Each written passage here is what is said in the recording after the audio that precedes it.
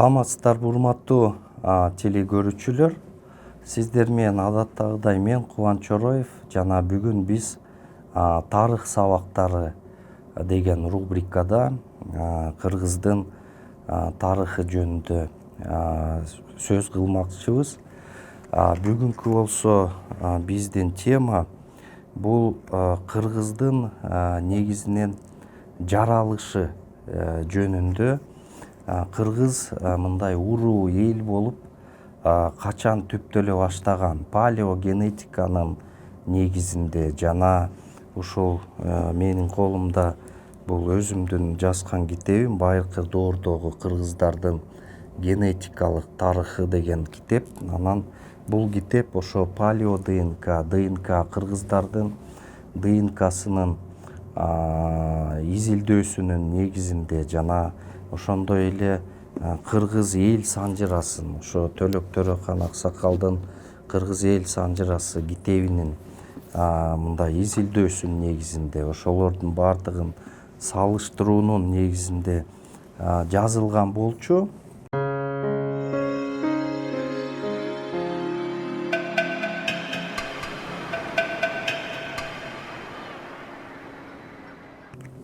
Анан мен бүгүнкү күндө эгерде карап көрсөк, бул палео ДНКнын маалыматтарына таянсак, анда болсо биз качан биздин ата тектер кайсыл доорлордо, кайсыл жерде жашаган жана ушул кыргыздар кыргыз болуп түптөлгөнүнө канча убакыт болду деген суроого изилдегем да. Анан албетте бул ДНК деген бул мындай так илим. Бул ДНК менен биз так илим катары буну илим тааныйт да. Анан ушу популяциялык генетика илиминин жалпы маалыматтарына таянсак, кыргыздардын көп бөлүгү, басымдуу көп бөлүгү R1A гаплогруппасына таандык да. Ал эми R1A гаплогруппасы R гаплогруппасынан, андан кийин R1 гаплогруппасынан бөлүнүп чыккан. R1 болсо андан ары R1A, R1B болуп бөлүнүп кетет. Бул мындайча айтканда генетика илиминде бул уруу сыяктуу да. Эми R1A кайра R1A1 болуп андан ары улана берет.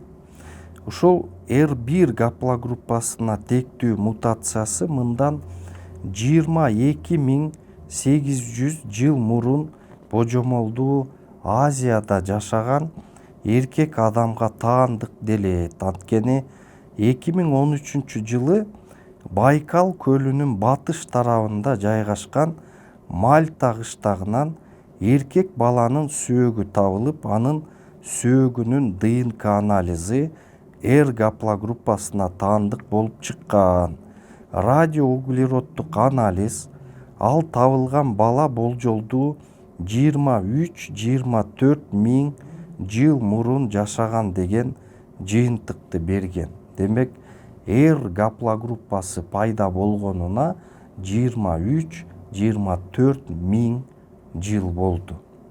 Эми албетте бул R гаплогруппасы ошондой узак мөөнөт мурун пайда болгон гаплогруппа бүгүн жалпысынан R гаплогруппасына кирген дүйнө жүзүндөгү ушул адамдын насилдеринин саны 1,5 миллиард кишиге жакын. 1,5 миллиард кишиге жакын. Ошондуктан мен бул кайсыл жактарда жашаган элдер, албетте бул көбүнчөсү чыгыш Европада жашаган славян элдери кирет да. Мисалы орустар, чехтер,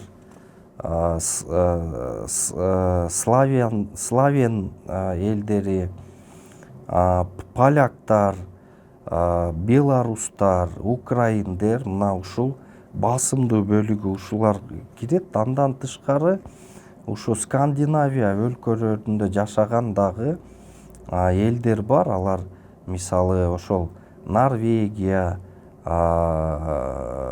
Голландияда, Швецияда, ошондой эле Англияда дагы, Шотландия, Исландияда дагы бул гаплогруппа мындай кеңири кездешет да. Маселен, мисалы ушул гаплогруппага кирген элдердин бүгүнкү күндө жашап жаткан мындай элдерин айткан болсок, мисалы Z280 деген субкладда бир уругу. Бул бүгүнкү күндө Швеция, Норвегия, Дания жана Финляндия өлкөлөрүндө жашап жаткан калктын 15%дан 50%га чейинки бөлүгү мына ушул гаплогруппага таандык да. Мисалы бул субклад ошондой эле Германиянын түндүгүндө, Нидерланды, Литва, Польша жана Россиянын Балтика тарабында жашаган элдерде көп кездешет экен да. Ошондой эле Нидерланды, бул Голландия өлкөсүн айтабыз. Азыркы мисалы Голландиянын азыркы королу Нидерландынын Вильям Александр да мына ушул субкладдын өкүлү болуп чыккан. ДНК анализде анын аталаш бир тууганынан алышкан. Бул ушул Нидерландынын королу да, мисалы. Андан тышкары ушул эле R1A гаплогруппасына таандык мисалы M458 субклады. Бул субкладка таандык элдер бүгүнкү күндө Польша, Литва, Чехия, Словакия мамлекеттеринде эң көп кездешет экен да. Жана ошондой эле Украинанын түштүк чыгышында жана Россиянын түндүк батыш жагында жашаган элдерде көп кездешет. Белгилүү орус акыны, мисалы Александр Сергеевич Пушкин дагы бул урууга кирет да, ушул субкладка кирет. ДНК анализи азыркы Пушкиндердин үй бүлө мүчөсүнөн алынган. Ушул Александр Сергеевич Пушкин дагы ушул R1A гаплогруппасына кирет. Эми булар менен биздин кыргыздардын ата тектери мындан 6,5–7 миң жыл мурун бир атадан тараган элбиз да. Ошондо Пушкин менен азыркы биздин бир атабыз 7 миң жыл мурун бир атадан тараган элге киребиз да, маселен. Эми мындан тышкары Z284 деген субклад бар. Мисалы бул субклад байыркы викингдерге таандык делет. Демек, байыркы викингдер менен дагы биздин кыргыздардын андай аталаш тууганчылыгыбыз бар экен да. Мисалы эң көп Норвегияда кездешет экен да. Ошондой эле убагында Норвегиянын викингдери колония кылган Шотландия, Ирландия жана Англияда дагы кездешет экен да. То есть биздин ата тектерибиздин бир туугандарынын насилдери деп айтсак болот да. Мисалы бул субкладка таандык болуп чыккан дүйнөгө таанымал адамдардан шотландиялык философ Давид Юм дагы бул субклад анын насилдеринен табылган дейт да. Мисалы Давид Юм деген философ бар, шотландиялык. Ошонун балдарынан анын насилдеринен ушу субклад чыккан экен да. Мындан тышкары L666 деген субклад бар. Бул субклад Европанын түндүк батышында, тагыраак айтканда Германияда, Нидерландыда жана Британиянын аралдарында жашаган элдерде көп кездешет. Орус, Украин, Беларус жана поляк тектүү элдеринин жарымы ушул R1A1 гаплогруппасына кирет жана алар өйдөдө аталып кеткен субкладдарга киришет. Дээрлик көбү ушул М458, Z280 жана Z283 субкладдарына таандык дейт.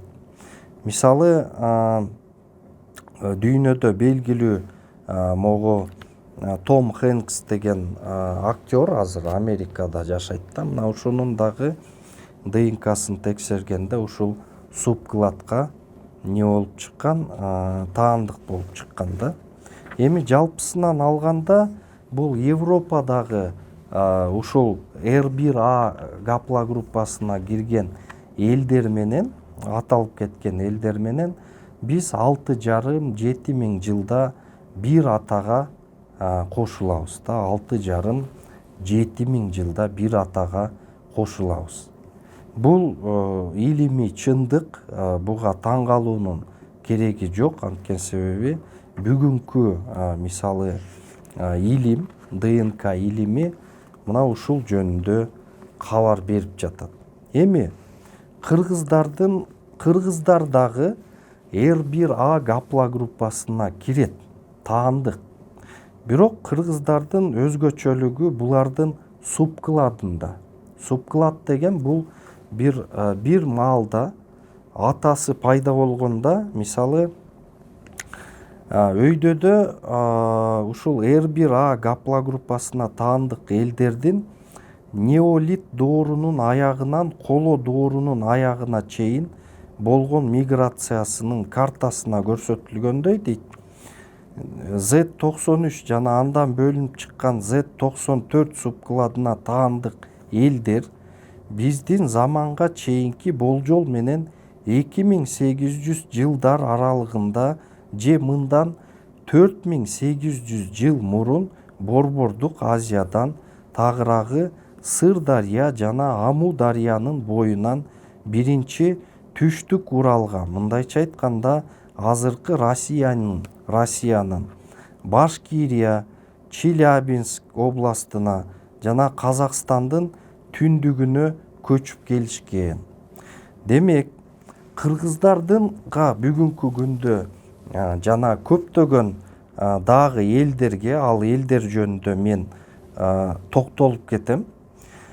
Ушул кыргыздарга тиешелүү субклад бул Z93 субклады. Демек, кыргыздардын жана көптөгөн дагы кыргыздарга жакын делген, генетикалык жактан жакын делген элдердин ата теги мындан 4800 жыл мурун жашаган деген илимий тыянак, генетикалык тыянак десек болот. Бул туура бүгүнкү күндө далилденген да. Демек, биз айтсак болот, мындан 4800 жыл мурун кыргыздардын, мен азыр атап кетем, кайсы элдер дагы ушул Z93 субкладына кирет. Бул субкладка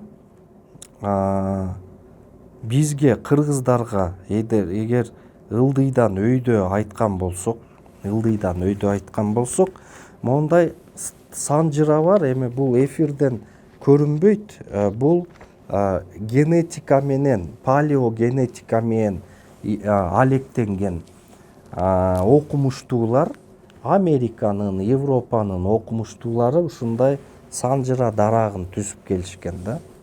Ошол санжыра даракта мисалы айтып атат, жана мен айтып кеткен Европага тийиштүү субкладдар, булар оң тарабында турат. Булар болсо мындан 5,5 миң жыл мурун өзүнчө бутак болуп бөлүнүп кеткен деп атат да. Жанагы Европадагы биздин туугандарыбыз, генетикалык туугандарыбыз ошол 5,5 миң жыл мурун бөлүнгөн экен. Ал эми 5,5 миң жыл мурун ошондо Z93 гаплогруппасы, ушу SNP деп коет, субклады дагы пайда болгон. Мына бул элдер кимдер? Булардын арасына ушул кыргыздардын ата тектери дагы кирет. Мына ошол Z94 андан кийин Z94 болуп кетет. Ал киши 5200 жыл, 4800 жыл мурун пайда болгон деп мен жаңы эле айттым. Мына ушул элдер бүгүнкү күндө кайсы элдерде ушул субклад бар? Эми мен 100% деп айтпайм, ушу кайсы элдерде басымдуу бөлүгүндө бар. Бул биринчиден кыргыздарда, анан түштүк алтайлыктарда, түштүк алтайлык кыргыздар жана хакастар, мына ошолордо бар. Андан кийин бизге ким кызык? Ушул гаплогруппага кирген. Бул еврейлер. Еврейлердин арасында Ашкенази Левит деген уруу бар да. Еврейлер дагы Ашкеназ, еврей Ашкенази деп, анан еврей Левиты деп бөлүнөт, анан еврей Сефард жөөттөрү деп бөлүнөт, Сефард еврейлери. Мисалы бүгүнкү күндө окумуштуулардын, демографтардын изилдөөсү боюнча дүйнө жүзүндө бир 15 миллиондун тегерегинде еврей калкы жашайт экен да. Мына ошолордун басымдуу бөлүгү бир 10 миллиону бул Ашкенази еврейлерине кирет экен. Мына ошол Ашкенази еврейлеринин басымдуу бөлүгү ушул мен айтып өткөн Z94 гаплогруппасына кирет. Кыргыздар кирген гаплогруппага. Демек, Ашкенази еврейлери менен кыргыздардын бир атасы 4800 жыл мурун жашаган деген тыянак, бул илимий тыянак, бул жөн эле айтылган сөз эмес. Мындан тышкары, бул гаплогруппага кимдер кирет? Бул гаплогруппага карачайлар кирет. Карачайларда көп кездешет экен. Бул субклад, Z94 деген субклад. Ушу карачайлар башкирлерде кездешет, татарларда кездешет, казактарда бул субклад, казактарда дагы бар. Болжолдуу бир 15% казактарда дагы кездешет. Бул субклад мындан ары дагы эми башкир, татар, казактарда кездешкени көп деле суроолорду бизде жаратпайт, туурабы? Бирок кызыгы кимдерде бул көп кездешет? Бул кездешет экен арабтарда. Арабтарды дагы биз айтабыз, булар еврейлер менен ата теги бир деп. Арабтарда дагы экиге бөлүнөт. Жана еврейлер Ашкенази, анан Сефард болуп бөлүнсө, арабтар дагы экиге бөлүнөт да. Арабтардын бир бөлүгү бул Аднанит деп аталат. Аднанит арабтары. Экинчи бөлүгү бул Кахтанит арабтары деп экиге бөлүнүшөт да.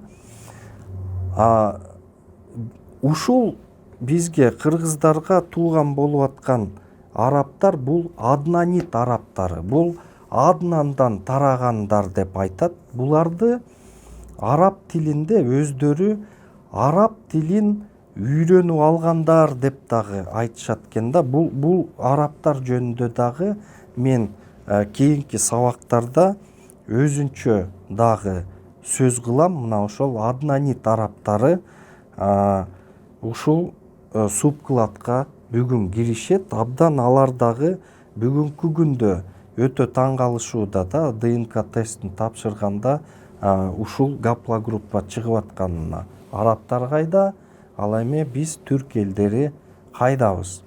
Ушул эле гаплогруппага түрктөрдүн мисалы династиясы, башкаруучу династиясы, Осмон түрктөрүнүн башкаруучу династиясынын бүгүнкү насилдеринен дагы ушул гаплотип жана ушул субклад чыгып атат да, Z94 деген субклад. Мына бул дагы өтө бүгүнкү күндө кыргыздар үчүн өтө маанилүү деп айтсак болот. Буну көп кыргыздар өздөрү бүгүнкү күндө билбейбиз. Мындан тышкары Индия деп айтсак болот. Индиянын түндүгүндө жашаган. Алар индустар, билесиңер, алар дагы өзүнчө багы касталарга бөлүнүшөт да. Мына ошол брахмандарга кирген касталарында өзгөчө түндүк Индияда, түндүк Пакистанда, ошондой эле мисалы бүгүнкү күнү Афганистанда жашап аткан пуштундар бар. Пуштундар мына ошолордо өтө көп кездешчү субкладка кирет. Ушул субкладка киришет да. Эми мындан тышкары дагы көп элдер бар, бирок аларда бул субклад өтө көп кездешпейт. Маселен, мен айтарым, дагы эми бардык эле мамлекеттерде мындай ачык изилдөөлөр болгон эмес. Ошондуктан ушул чоң ачык изилдөөлөр бүткүл мамлекеттерде болгондо, анда дагы биз көптөгөн ушундай ачылыштарды жасасак болот да. Окумуштуулар ушундай ачылыштарды жазып атат. Маселен, мисалы биздин жаныбыздагы Өзбекстанда дагы, Тажикстанда дагы ушул гаплогруппа айрым бир урууларда текшергенде ошолордон да чыгып атат, бирок жалпы мамлекеттик деңгээлде аларда чоң изилдөөлөр боло элек. Мындан кийин дагы изилдөөлөрдүн жыйынтыктары болсо мен дагы кабарлайм да. Мына бүгүнкү күндө ушул Z94 жана Z93 гаплогруппасы ушул кайдан чыккан деген, Z94 деген неме биз айтып атабыз, мындан 4800 жыл мурун жашаган адамдын палеогенетикалык анализинен чыгып атат да, жана бүгүнкү күндө эсептерден чыгып атат. Ошондуктан бул өтө, мындайча айтканда, кызыктуу бир маалыматтардан деп айтсак болот. Анда ушул бүгүнкү күндө мен айта кетерим, ушул Z93 жана Z94 субкладдары кийин Z95 дагы болуп кетет. Андан кийин Z21-25 ошентип тарап бөлүнүп кетишет да, 21, 25, 24 деп. Мына ушул кишинин кайсыл жерде пайда болгон деген суроосуна дагы генетиктер жооп берип, бул Борбордук Азияда, ошол болжолдуу Аму дарыя менен Сыр дарыянын боюнда жаралган, ошол жерде жашаган деген тыянакты бүгүнкү генетика, палеогенетика илими дагы берип атат да. Демек, могул биздин Төлөк Төрөкан уулу аксакалдын Кыргыз эл санжырасы китебинде жазылган, ушул архаикалык түрдө жазылган, ошо кыргыздардын пайда болушу, түрк элдеринин ошо түтөктөн тараганды жөнүндө маалыматы ушул палеогенетиканын жана генетиканын маалыматтарын мындай бизге тактап берип атат. Анткени себеби ал убакта эч кандай тарыхый жазуулар жок да. Ошол 5000 жыл мурун, 4500 жыл мурун, 4000 жыл мурун жазылган тарыхый булактар жок. Бирок ошолор болбосо дагы биздин элибизде калган ушундай дастандарда, мифтерде, жомоктордо, ушундай санжыраларда бул ошол ошончолук 4,5–5 жыл мурун болгон окуяларды кайсыл жерде болгондугун баардыгы ушундай элдин элесинде, элдин эсинде сакталып келип, мынакей ошо Төлөк Төрөкан уулу байыркы жазуулардан, ошо сакталып келген маалыматтардан мына бизге ушу китепке түшүрүп берип атат да. Буга дагы биз өтө таазим кылсак болот бүгүнкү күндө. Анда эмесе бүгүнкү сабак ушу менен аяктайт. Кийинки берүүлөрдө мен ушул кыргыздардын, негизги кыргыздардын, ошол еврейлердин, араб, ашкеназия арабтар жөнүндө маалыматтарды, эмне үчүн алар кыргыздарга ушундай тууганчылыгы, тарыхый маалыматтарды да бар, ошону сиздерге айтып берем. Сак саламатта болуңуздар.